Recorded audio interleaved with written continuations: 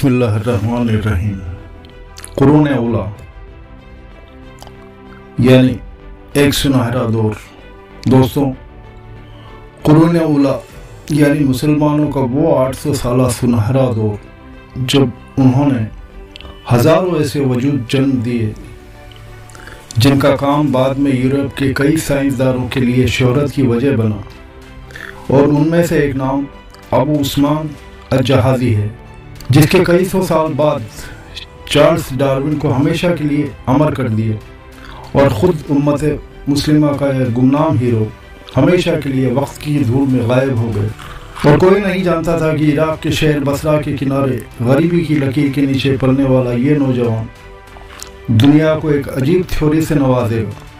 जी हाँ, theory of evolution, वो theory जो चार्ल्स डार्विन की पहचान बनी, वो थ्योरी जो इस्लाम पॉइंट ऑफ व्यू से बिल्कुल गलत तस्वूर की जाती है, क्योंकि वो थ्योरी जो इंसान को आदम के बजाय किसी बंदर की औलाद बताती है, इस थ्योरी का बानी चार्ल्स डार्विन है। इसको रद्द किया अबू उस्मान अल-जहाज़ी ने, और इस थ्योरी का सही थ्योरी का असली बानी चार्ल्स डार्विन नहीं बल्कि एक अजीम मुसलमान अबू उस्मान जहाज़ी, जिनकी शख्सियत को इमाम कज़वानी, इब्न सीना, इब्न हज़म और तकरीबन तमाम मुसलमान साइंसदारों और यूरोपीय साइंसदारों ने तस्लीम किया है और दिल से तस्लीम किया, और इनकी थ्योरी को काबिल कबूल करार दिया। बहनों और भाइयों, चार्ल्स डार्विन के पैरोकार और उसके चाहने वाले सब परेशान होंगे कि ये क्या बयान किया जा रहा है। तो जनाब, असल कहानी शुरू करते हैं जो आपको एक हैरत अंगेज दुनिया में ले जाएगी। मैं हूं एम तशरीफ सिद्दीकी और इस्लाम के सदाबहार हीरो सीरीज के पहले एपिसोड में आपको तहे दिल से इस्तकबाल करता हूं। आप लोगों की फरमाइश पर हम लोग इस्लाम के ऐसे हीरोज, ऐसे मर्द मुजाहिद को आपके सामने ला के पेश करेंगे जो आज तारीखी गुमनामियों में गुम हो चुके हैं, और हमारा नौजवान तबका चूँकि उनकी किताबों तक रसाई ख़त्म हो चुकी है इंटरनेट के दौर में, तो इंटरनेट के ज़रिए उन लोगों की इस्लाह हो जाएगी। दोस्तों, मुसलमान जब दुनिया फतेह करने के लिए निकले तो कुदरत ने अपनी निशानियाँ इन्हें खोल कर दिखाने का फ़ैसला किया, और दूसरी तरफ मुसलमान भी उन निशानियों को, कुदरत की उन निशानियों को डिकोड करने के लिए इंतहाई महारत से आला सतह के दिमाग पैदा कर रहे थे। वो मुनज़्ज़म सीरत, जोश, जुस्तजू और छोटे से छोटी और बड़े से बड़ी चीज़ पर गौर करने वाले पुरअसरार वजूद जन्म दे रहे थे कि जिनकी मिसाल मिलना मुश्किल है। दोस्तों, अजाइबुल मखलूकात, अलिफ लैला और इसी तरह की बेशुमार किताबें मुसलमान नौजवानों में कायनात का एक ऐसा सहर अंगेज तख़य्युर उभार रही थी कि सियासत मुसलमानों का महबूब मशग़ला बन गया था। ये इस मशग़ले के ज़रिए रब्बे कायनात ने जो पहला सवाल मुसलमान नौजवानों को सुपुर्द किया वो ये था कि दुनिया के मुख्तलिफ लोगों का रंग और कद व खाल एक दूसरे से जुदा क्यों है। अरब के ऊँट, भेड़िए, शुतुरमुर्ग सब सियाह हैं, जबकि अफ्रीका में ये सब जानदार सफ़ेद क्यों हैं। इसी तरह भेड़िए, कुत्ते बज़ाहिर तो एक जैसे हैं, लेकिन इनके कुछ फीचर्स चेंज क्यों हैं। इसके अलावा मशरिक़ के कुत्ते और भेड़िए मगरिब के कुत्ते और भेड़ियों से बिल्कुल अलग क्यों हैं। ऐसा क्यों है। इसी तरह चींटियाँ भी कई किस्म की होती हैं। इसी तरह कुछ जानदार दूसरे इलाकों में जाकर जिंदा क्यों नहीं रह पाते, या फिर कुछ जानदार हमेशा के लिए ख़त्म क्यों हो जाते। इसी तरह हम आदम की औलाद हैं, और एक आदमी से सिर्फ एक ही तरह की नस्ल पैदा हो सकती है, काली या गोरी, जबकि हर इलाके के लोग काले, सफ़ेद या फिर दरमियाना क्यों हैं। इसी तरह कुछ इलाके के लोग बेइंतहा मजबूत तो कुछ इलाकों के लोग बेहद कमज़ोर हैं। कुछ इलाकों के लोग दरमियाना कद के हैं तो कुछ इलाकों के लोग लंबे कद के क्यों हैं। अगर ये सब आदम की औलाद हैं तो इनको एक जैसा होना चाहिए था। मुसलमानों को सियासत के नुक्ते उरज पर इन सवालों से सामना हुआ। न्यू बागदाद, स्पेन, काहिरा और पूरी दुनिया की मुसलमान मदरसों में ये सवाल ज़ेर बहस यानी मौजू बहस बन गया। उम्मत मुस्लिमा उस वक्त दुनिया में एक ऐसी पावर बन चुकी थी कि के सामने टिकना नामुमकिन था। लिहाजा ये सवाल भी ज़्यादा वक्त अपना उलझाव कायम न रख सका और दुनिया के अजीम दिमागों ने इसे एक आलमी थ्योरी में बदल दिया। एक ऐसी थ्योरी जो आज भी बिगड़ी हुई सूरत में दुनिया भर में छाई हुई है, थ्योरी ऑफ इवैल्यूएशन। अजीम मुसलमान साइंसदान अबू उस्मान जहाज 8वीं सदी के कुरून औला के सवेरे का हिस्सा बने। वो इराक के रहने वाले थे, नस्लन अफ्रीकी थे। उनका शुरुआती दौर जहाँ एक तरफा गुर्बत बेबसी की तस्वीर था, वहीं कुदरत ने उस तस्वीर में उनकी बेमिसाल तरबियत का इंतजाम भी फरमा रखा था। वो इराक में दरिया किनारे अपने वालिद के साथ माहीगिरी करते थे, यानी मछली फरोख्त, मछली का काम करते थे, जबकि दरिया के साथ मुसाफिरों के लिए कई जगह मसाजिद कायम थी। चूँकि मुसलमान उस वक्त पूरी दुनिया में गश्त पर था, कोई किताब के लिए सफ़र पर है तो कोई हदीस के लिए सफ़र पर है, किसी को तिजारत करनी है तो कोई और शौक़ सियाहत के लिए घूम रहा है, कोई किसी उलमा से इल्म सीखने जा रहा है तो कोई किसी को इल्म सिखाने के लिए सफ़र पर है। यूँ दोस्तों पूरी दुनिया में मुसलमान कौम गर्दिश में थी। अब सफ़र पे एक बात आपको बताता चलूँ कि दरियाई सफ़र घोड़े की बनस्बत थोड़ा आरामदेह होता है और तेज़ भी, और यही वजह थी कि दरिया के किनारे अबू उस्मान जहाज़ की मुलाकात कई नामवर उलमा, सियाह और बड़े खोजकर्ताओं से हुई। यूँ अबू उस्मान जहाज़ का ज़हनी इर्तिका कई मुसलमान सिपाह सालारों और इस्लाम के उलमाओं के ज़रिए अपने उरूज को पहुँचा। बचपन की मुलाकातों और तोहफे में मिली किताबों ने उनको किताबों का दीवाना बना दिया। स्कॉलर्स लिखते हैं कि कभी उन्हें फजूल या फुर्सत में बैठे हुए नहीं देखा। वो हमेशा किताबों में डूबे रहते थे। 25 साल की उम्र तक वो बायोलॉजी, साइकोलॉजी, थियोलॉजी और अखलाक का भी मास्टरपीस बन चुके थे। नाज़रीन, उस वक्त के कुरून औला की ओवरऑल सीनरीज को देखें तो बगदाद फनकारों, सियाहकारों, इंजीनियरों, फलसफाकारों, डॉक्टर्स का शहर था। इस शहर में हर साल अवार्ड शोज होते थे। पूरी दुनिया के फनकार अपना अपना फन आजमाते और मनों के हिसाब से सोना और चांदी इनाम में लेकर जाते थे। अबू चाहत अपने इलाके के मारूफ आलिम होते हुए भी एक गरीब मछुआरे थे, लेकिन जब इनकी पहली किताब जो कि सोशल डेवलपमेंट पर थी, जिसमें खिलाफत का तस्वुर पहले से भी ज़्यादा खूबसूरत बनाकर पेश किया गया था, जब बगदाद की किताब में अव्वल नंबर पर आई तो अजीम मुसलमान साइंसदान अबू चाहत की किस्मत ही बदल गई। वह एक अमीर उस्ताद बन गए। बगदाद के तमाम रिसर्च सेंटर उनके पीछे पीछे फिरने लगे और यही वो वक्त था जब अबू जहाज ने तारीख़ी इंसान की सबसे अहम थ्योरी ऑफ इवैल्यूएशन को दुनिया के सामने पेश किया।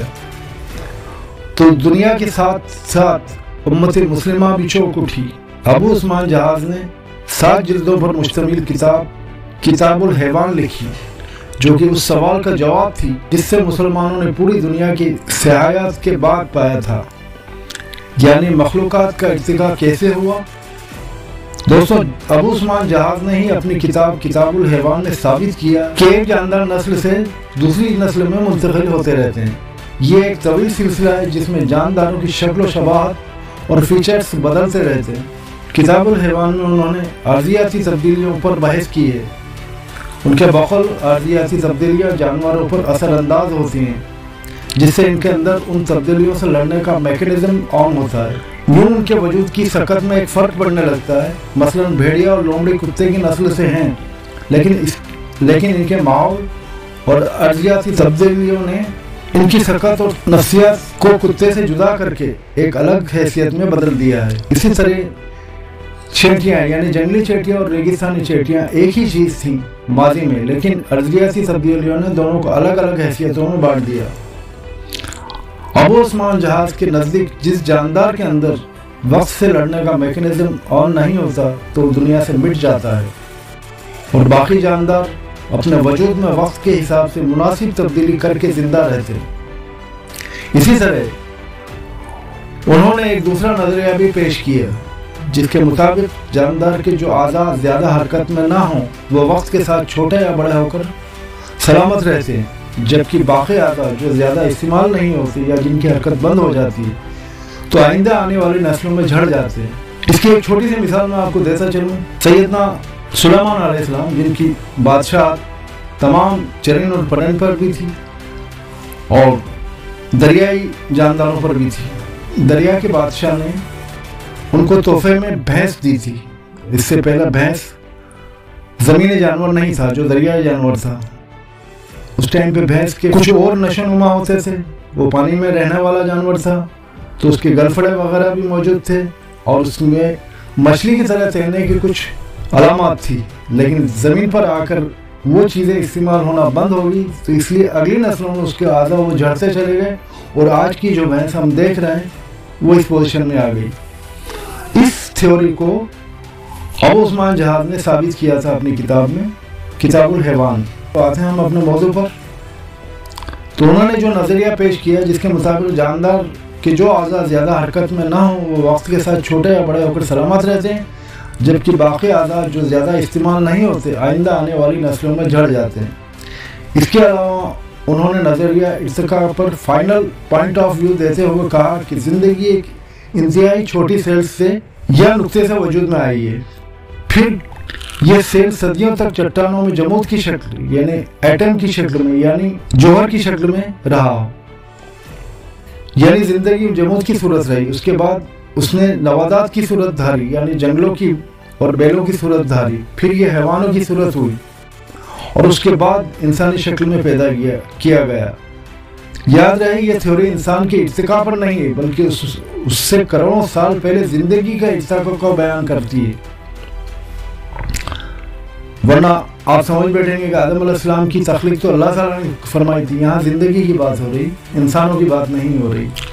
اب چارلس ڈارون اور ابو عثمان جہاز کی تھیوری میں بنیادی فرق یہ ہے کہ چارلس ڈارون نے انتقال وجود پر بات کی ہے، یعنی انسان کے حیوان سے انسان بننا ہے، جبکہ ابو عثمان جہاز نے انتقال اجزاء پر بات کی ہے، یعنی جو ہی زندگی اپنے اگلے مرحلے کی طرف بڑھتی ہے تو اس میں پچھلے مرحلے کے سب اجزاء شامل ہو گئے اور مکمل زندگی پہلے جمود کی صورت تھی یعنی صدیوں تک پتھروں کے اندر رہی، پھر جنگل، پھر حیوانات، اس کے بعد یہ انسان کی صورت پیدا ہوئی۔ یہی وجہ ہے کہ ایک انسان میں زندگی کے پہلے مرحلے یعنی جمود کی کئی نشانیاں بھی موجود ہیں، یعنی پتھر کے اعضاء بھی اس میں آتے ہیں، اسٹونز کے، یعنی آئرن اور اسٹون کے ایلیمنٹس وغیرہ انسان کے اندر پائے جاتے ہیں۔ اس کے بعد نباتات یعنی انسان آکسیجن کا استعمال کرتا ہے، اسی طرح پودے اور جڑی بوٹیوں کے بہت سارے ایلیمنٹس انسان کے اندر پائے جاتے ہیں۔ اس کے بعد انسان کے اندر حیوانیات کی نشانیاں بھی موجود رہتی ہیں، مثلا جانور بھی کھاتے ہیں اور پیتے ہیں اور انسان بھی کھاتے پیتے ہیں، جانور بھی بچے پیدا کرتے ہیں اور انسان بھی بچے پیدا کرتے ہیں، یہ کام انسان بھی کرتے ہیں۔ اس کے بعد زندگی کی آخری اور جدید ترین صورت خود انسان ہے، جس میں زندگی کی پچھلی تمام اقسام کی اجزاء پائے جاتے ہیں۔ یہ وہ تھیوری ہے، تھیوری آف ایلیویشن، جسے مسلمانوں نے پیش کیا۔ ابو عثمان جہازی کی تھیوری آف ایلیویشن اس دور کے فتنے الحاد کے منہ پر ایک زبردست تماچا مانی جاتی ہے، جو یہ کہتے تھے کہ اگر خدا نے کوئی آدم بھیجا ہوتا اور اس سے کوئی اولاد ہوئی ہوتی تو یقیناً اور دنیا کے سب لوگ ایک ہی جیسے ہوتے۔ اس کے علاوہ اگر خدا زندگی کا خالق ہے تو اس کی تخلیق کی کوئی واضح ترتیب تو ہوگی، اس کا نظام کائنات آخر کیسے چلتا ہے؟ اور مسلمان اس سوال کے لیے، الحاد کے اس سوال کے لیے خود کو مکمل طور پر تیار کر چکے تھے۔ ابو عثمان جہازی نے زندگی کے ارتقاء پر عالمی تھیوری پیش کرنے کے بعد اس کو مزید کئی نسلوں میں تبدیل ہونے کے امکان پر ارضیاتی تجربے کیے۔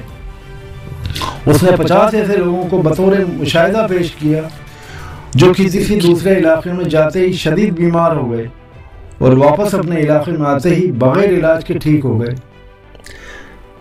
جہاز نے بتایا کہ اس علاقے کی مٹی اور پانی ان لوگوں میں تبدیلی کرنا چاہتی تھی جو کہ نئی نسل تک رفتہ رفتہ محیط تھی، لیکن ان کے باڈی میکینزم آن نہیں ہونے سے اس تبدیلی کو قبول نہیں کیا گیا اگر یہ وہاں اور رہتے تو ہمیشہ کے لیے مٹ جاتے. یعنی سب لوگ آدم کی اولاد تو ہے لیکن ماحول اور موسم انہیں ایک نیا ارتقا پر مجبور کر دیتا ہے جس سے ایک نئی نسل شروع ہوتی. جب اللہ کے اس درویش بندے ابو عثمان جہاز سے پوچھا گیا کہ جناب کیا انسان ماضی میں بندر تھا یا کچھ اور تھا، تو انہوں نے کہا پچھلے ہزاروں سالوں کی تاریخ بتاتی کہ انسانی وجود میں کئی تبدیلیاں رونما ہوئیں، لیکن اللہ نے اس وجود کو کچھ اس طرح بنایا ہے کہ یہ ہمیشہ سے اپنی ایک الگ حیثیت کے ساتھ اس سیارے پر قائم رہا ہے. البتہ عارضیاتی تبدیلیاں اس کے اندر اس کے رنگ، قد اور جسمانی مضبوطی میں کمی بیشی کرتی رہتی ہیں، لیکن مجموعی طور پر انسان ایک اعلیٰ تخلیق ہے.